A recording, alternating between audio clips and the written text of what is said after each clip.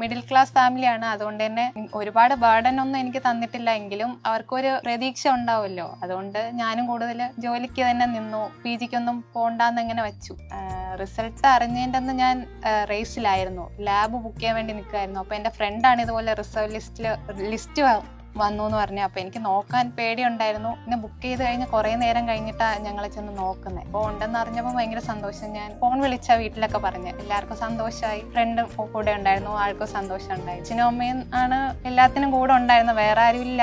അപ്പോൾ ഡിഗ്രി കഴിഞ്ഞ് അവിടെ ജോയിൻ ചെയ്യാൻ വേണ്ടിയിട്ട് ഫീസൊക്കെ അടയ്ക്കാൻ ഒരുപാട് ബുദ്ധിമുട്ടുണ്ടായിരുന്നു. അതൊന്നും എന്നെ അറിയിച്ചിട്ടില്ല.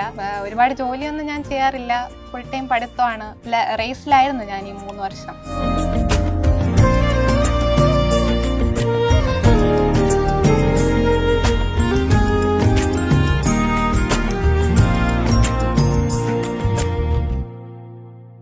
എൻ്റെ പേര് ദേവിക. ഞാൻ തിരുവനന്തപുരത്ത് പാപ്പനംകോട് നിന്നാണ് വരുന്നത്. ഇതെൻ്റെ അച്ഛൻ, ഇത് അമ്മ.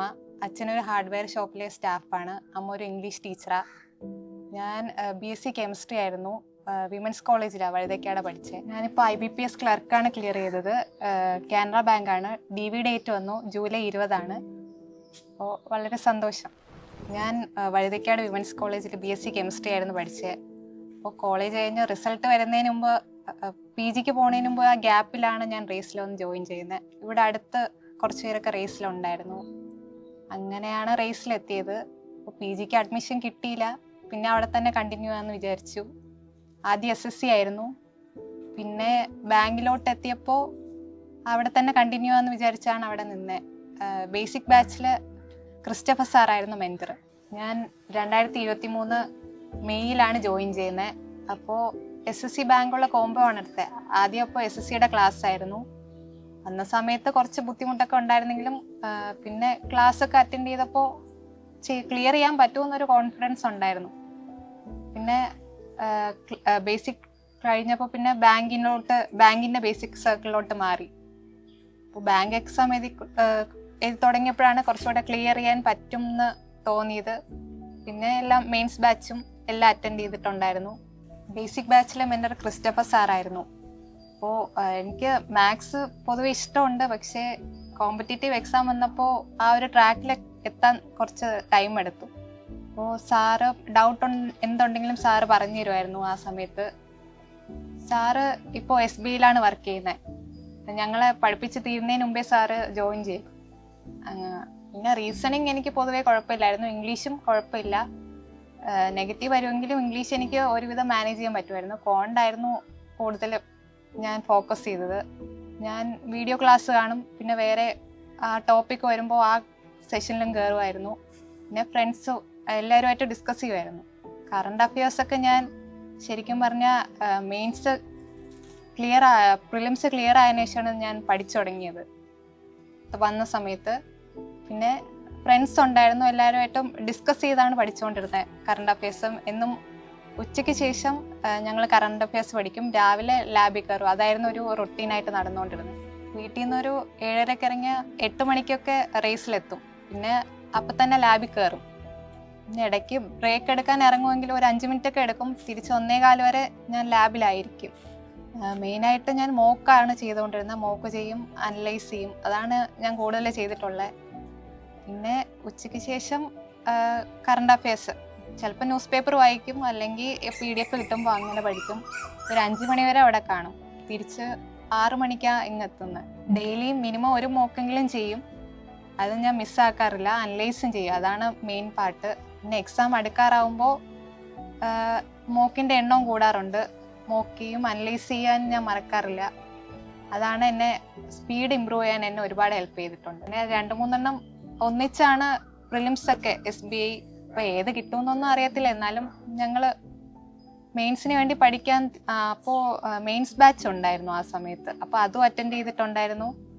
അതിൻ്റെ മെറ്റീരിയൽ എല്ലാം നല്ലതായിരുന്നു, ഒരുപാട് യൂസ്ഫുൾ ആയിട്ടുണ്ട്. അത് കഴിഞ്ഞിട്ട് പിന്നെ കറണ്ട് അഫയേഴ്സ് കൂടുതൽ ഫോക്കസ് ചെയ്തു. ബാങ്ക് എക്സാം എഴുതി തുടങ്ങിയതിന് ശേഷമാണ് ഞാൻ കുറച്ചുകൂടെ ഇതിൽ തന്നെ ഉറച്ചു നിൽക്കാൻ തുടങ്ങിയത്. ഇത് തന്നെ മതിയെന്ന് തോന്നിയത് ബാങ്കിലോട്ട് ഇറങ്ങിയതിന് ശേഷമാണ്. എക്സാം എഴുതുമ്പോൾ എനിക്ക് ഇമ്പ്രൂവ്മെൻറ്റ് എനിക്ക് തന്നെ മനസ്സിലാവുന്നുണ്ടായിരുന്നു. അപ്പോൾ അതിന് വേണ്ടിയിട്ടാണ് കൂടുതൽ ഫോക്കസ് ചെയ്തത്. പിന്നെ ഞാൻ SSC അങ്ങനെ എഴുതാറില്ലായിരുന്നു. മിഡിൽ ക്ലാസ് ഫാമിലിയാണ്, അതുകൊണ്ട് തന്നെ ഒരുപാട് ബേർഡൻ ഒന്നും എനിക്ക് തന്നിട്ടില്ല. എങ്കിലും അവർക്കൊരു പ്രതീക്ഷ ഉണ്ടാവുമല്ലോ, അതുകൊണ്ട് ഞാനും കൂടുതൽ ജോലിക്ക് തന്നെ നിന്നു. PGക്കൊന്നും പോണ്ടെന്നിങ്ങനെ വെച്ചു. റിസൾട്ട് അറിഞ്ഞതിൻ്റെ അന്ന് ഞാൻ റേസിലായിരുന്നു, ലാബ് ബുക്ക് ചെയ്യാൻ വേണ്ടി നിൽക്കുമായിരുന്നു. അപ്പോൾ എൻ്റെ ഫ്രണ്ടാണ് ഇതുപോലെ റിസർവ് ലിസ്റ്റ് വന്നു എന്ന് പറഞ്ഞു. അപ്പോൾ എനിക്ക് നോക്കാൻ പേടിയുണ്ടായിരുന്നു.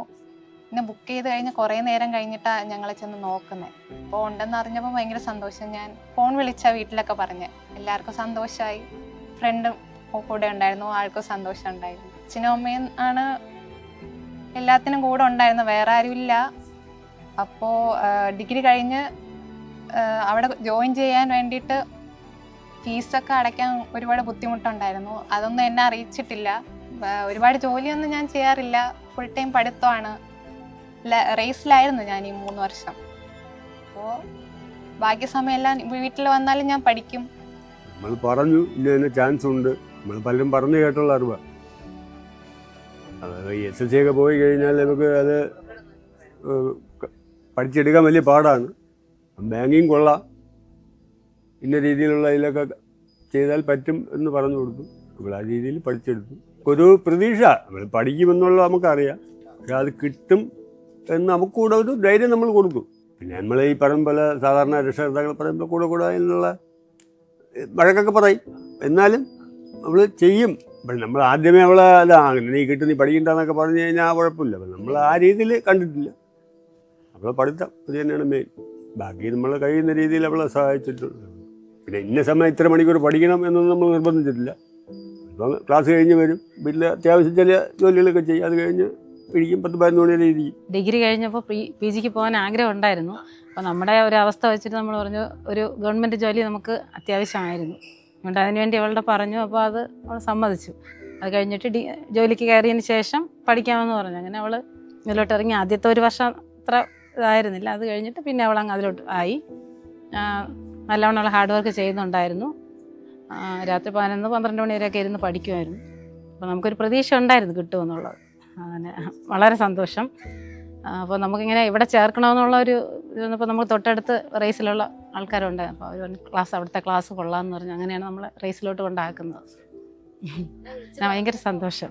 ഞാൻ സ്കൂളിൽ നിന്ന് വരുന്ന വഴിക്കാണ് അവൾ ഇതുപോലെ ഫോൺ ചെയ്ത റിസൾട്ട് ലിസ്റ്റ് വന്നിട്ടുണ്ട്, അപ്പോൾ അതിൽ ഇങ്ങനെ എൻ്റെ പേരുണ്ടെന്ന് പറഞ്ഞപ്പോൾ പിന്നെ ഭയങ്കര സന്തോഷം തോന്നി.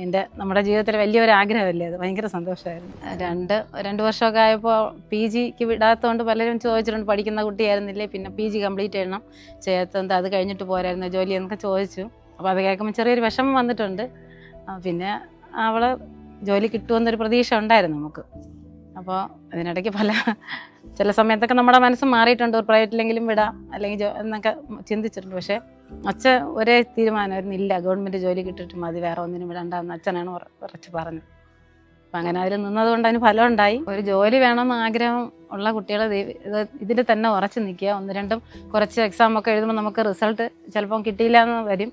അപ്പോൾ അതിലൊന്നും കണ്ട് നമ്മൾ മനസ്സ് മാറാതെ അതിൽ തന്നെ ഉറച്ച് നിന്ന് പഠിക്കുകയാണെങ്കിൽ ഉറപ്പായിട്ടും കിട്ടും. പലരും നമ്മുടെ അടുത്തും ചോദിച്ചിട്ടുണ്ട്, കല്യാണം കഴിപ്പിച്ചയക്കുന്നില്ലേ, ഇത്ര വയസ്സായില്ലേ, ബന്ധുക്കളും നാട്ടുകാരൊക്കെ ചോദിക്കും. ജോലി കിട്ടിയിട്ട് മതി കല്യാണം എന്നുള്ള രീതിയിലാണ് നമ്മൾ ഇരുന്നത്. അത് ജോലിയുടെ കാര്യത്തിലും പ്രൈവറ്റിലൊക്കെ നമ്മളെ സാമ്പത്തിക ബുദ്ധിമുട്ട് പ്രൈവറ്റ് ജോലിയിൽ കയറാം എന്നുള്ള രീതിയിലൊക്കെ ഞാൻ എത്ര കഷ്ടപ്പെട്ടാലും വേണ്ട, ചെയ്യുന്നതിലൊരു തൊഴിൽ കിട്ടിയിട്ട് മതിയാക്കിയാൽ മതി. നമുക്കൊരു 10,000 രൂപ വരുമാനം കിട്ടുന്ന ജോലിക്ക് കയറി കഴിഞ്ഞാൽ ഇത് പോകും, നമ്മൾ ഇതിന്റെ ഇൻട്രസ്റ്റ് പോകും, ഒരു ആദായം കിട്ടുകയാണ്.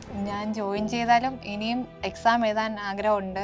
SBI PO, IBPS PO ഇതൊക്കെയാണ് എൻ്റെ ഡ്രീം. അത് ക്രാക്ക് ചെയ്യണമെന്ന് ആഗ്രഹമുണ്ട്. അതിലേക്ക് വേണ്ടി വർക്ക് ചെയ്യും ഞാൻ എന്തായാലും. കൺസിസ്റ്റൻ്റ് ആയിട്ട് നിൽക്കുക. ആദ്യം വരുമ്പോൾ നമ്മൾ വിചാരിച്ച റിസൾട്ട് ഒന്നും കിട്ടത്തില്ല, ഒരു വിഷമം വരും, കൂടെ ഉള്ളവർ ചിലപ്പോൾ മാറിപ്പോയെന്നൊക്കെ ഇരിക്കും. എന്നാലും കൺസിസ്റ്റൻ്റ് ആയിട്ട് നിന്ന് അതിനുള്ള റിസൾട്ട് എന്തായാലും കിട്ടും. ആദ്യം കോളേജിൽ നിന്ന് ഒരു 4-5 പേരായിട്ടാണ് വന്നത് ജോയിൻ ചെയ്യാൻ. ഒരേ ക്ലാസ്സിലൊക്കെ ആയിരുന്നു. പിന്നെ ആ ഇയർ 23 തീരുന്നതിന് മുന്നേ അവരൊക്കെ നിർത്തിപ്പോയി. പിന്നെ ഞാൻ ഒറ്റയ്ക്കായിരുന്നു. അപ്പോൾ ഒരു വിഷമം ഉണ്ടായിരുന്നു, PGക്ക് പോയാലോ, അങ്ങനെ അവിടെ തന്നെ നിന്നില്ല. എന്നാലും ബാങ്കിൽ ജോയിൻ ചെയ്തപ്പോൾ പിന്നെയും ഫ്രണ്ട്സിനെ കിട്ടി. അപ്പോൾ അവരുടെ കൂടെയാണ് ഞാനും പഠിച്ചത്, കൺസിസ്റ്റൻ്റ് ആയിട്ട് നിന്നത്. ഇടയ്ക്കൊരു SBI ഇൻഷുറൻസ് ഒക്കെ കിട്ടി, പ്രിലിംസ് കിട്ടി, മെയിൻസ് എഴുതാൻ എറണാകുളം അവിടെയൊക്കെ പോയി. അതിന്റെ മെയിൻസ് ക്ലിയർ ആയില്ല. ആ സമയത്തൊക്കെ നല്ല വിഷമം ഉണ്ടായിരുന്നു. ഇനി കിട്ടുമോ, നിന്നാലും കിട്ടുമോ എന്ന് അങ്ങനെയൊക്കെ ഡൗട്ട് ഉണ്ടായിരുന്നു. പിന്നെ എന്തായാലും പഠിച്ചു. അടുത്ത ഇയറിൽ 25 എക്സാംസ് വിളിച്ചപ്പോൾ ഞാൻ അതിനു വേണ്ടി പഠിച്ചു, കിട്ടി. റേസിൽ വന്നത് വേറെ കുറച്ച് പേര് അഭിപ്രായം പറഞ്ഞ് കേട്ടിട്ടാണ് വന്നത്. ക്ലാസ് ഒക്കെ എനിക്ക് ഒരുപാട് ഇഷ്ടമായി. ബേസിക് ലെവൽ മുതലേ പറഞ്ഞു തരും.